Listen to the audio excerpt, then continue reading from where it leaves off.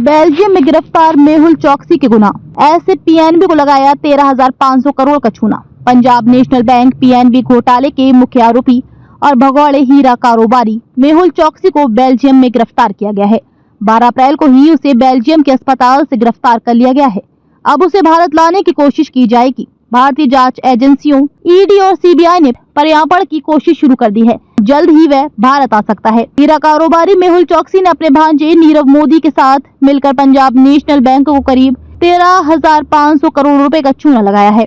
मामला उजागर होते ही मेहुल चौकसी भारत छोड़कर फरार हो गया था। ये मामला जनवरी 2018 में सामने आया था। उससे पहले ही भारत छोड़कर फरार हो गया था। हालांकि उसे पकड़ने की कई बार कोशिश हुई, लेकिन वह कानूनी दांवपेच में बचकर निकल गया।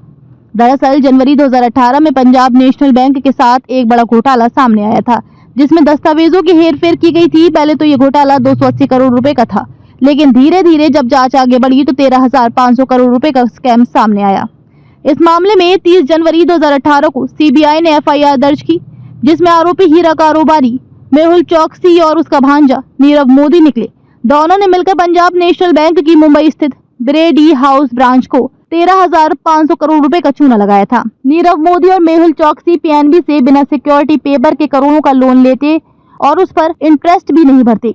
इसके लिए लोगों ने बैंक के कर्मचारियों को सेट कर रखा था ताकि बिना सिक्योरिटी लोन आसानी से मिल जाए और बैंक रिकॉर्ड में भी न रखें।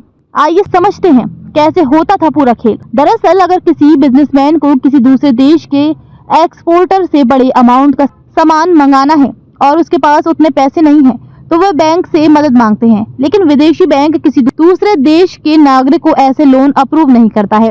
इस कंडीशन में लेटर ऑफ अंडरटेकिंग LOU नाम का एक पेपर बिजनेसमैन को अपने देश के किसी भी बैंक से ट्रांसफर करवाना होता है, जिसके बाद विदेशी बैंक उस एक्सपोर्टर को बिजनेसमैन के नाम पर पैसा दे देती है। LOU जारी होने के बाद उस बैंक की जिम्मेदारी होती है कि वह विदेशी बैंक को पैसा दे। ये सिलसिला साल 2011 से ही चलता रहा। जब नीरव मोदी ने देखा कि ये सिस्टम काम कर रहा है, तो इसके बाद उसने कई देशों में सेल कंपनियां बनाई और फिर उन कंपनियों के जरिए खराब क्वालिटी के हीरे की वैल्यू बढ़ाकर करोड़ों रुपए पीएनबी बैंक से विदेश ले जाने लगा। बाद में जब बैंक को घाटा दिखा और जांच शुरू हुई तो फिर ये स्कैम सामने आया।